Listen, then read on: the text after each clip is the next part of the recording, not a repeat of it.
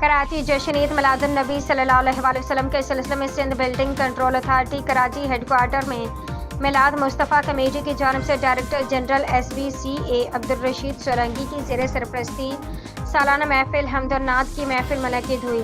تقریب کے مہمان خصوصی مدینہ شریف سے تشریف لائے ہوئے خادم مسجد نبوی روضہ رسول صلی اللہ علیہ وآلہ وسلم محترم غلام احمد شیخ کی تلاوت قرآن مجید فرقان حمید سے محفل کا باقاعدہ آغاز کیا گیا،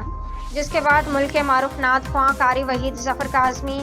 سمیت غلام محی الدین قادری، رئیس احمد سید خالد حسین و دیگر نعت خواں حضرات نے بارگاہ رسالت میں عشق رسول مقبول سے لبریز عقیدت مند محبت کے پھول نچھاور کیے اور شرکۂ محفل عاشقین رسول کی تشنگی روح کو سیراب کیا۔